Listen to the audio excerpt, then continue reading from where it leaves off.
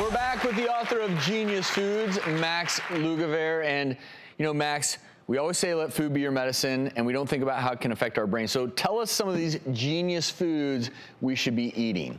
Absolutely. So what I did was I basically combed the research, right?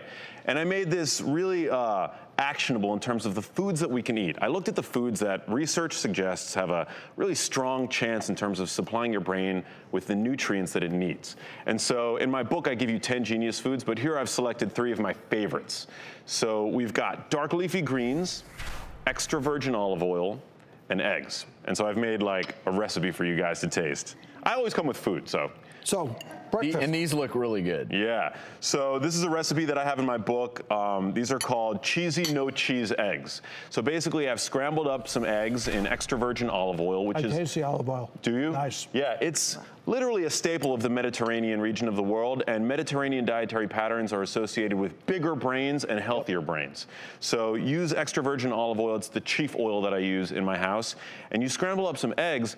An egg yolk is literally nature's multivitamin, and especially when you consider that when an embryo is developing, the first structure to assemble is the nervous system, which includes the brain. An egg yolk literally contains everything that nature has deemed important for the brain. You do not need to be a chef to throw some olive oil, saute some leafy greens and eggs. It's not hard to do. And dark leafy greens, I just want to point out, research out of Rush University found that people who eat a large bowl of dark leafy greens every single day have brains that look up to 11 years younger on scans. So you want a more youthful brain, eat more greens. So food is medicine. Yeah, it's so important, like the research, because people will think about high blood pressure and diabetes, but they don't think about their brain health when they're making their food. You're so right. But just as important to getting the nutrients that your brain needs is avoiding those potentially toxic foods that could destroy your brain health. So tell us some foods that we should be avoiding, in your opinion. So these are what I call the toxic foods, okay? We have refined processed carbohydrates. So the vast majority of breads that we're eating, you take wheat and you pulverize it into a dust, which it takes your body no effort at all to put that that sugar straight into your system. And what that does is it keeps blood sugar chronically elevated. And again, going back to insulin, 40% of Alzheimer's cases might be owed to chronically elevated insulin. What causes insulin to become elevated? Processed carbohydrates, like nothing else. Yep. Okay. The other toxic food, the second one, are industrial grain and seed oils. The best oil for you to use, extra virgin olive oil. The worst oils to use are corn oil, soybean oil.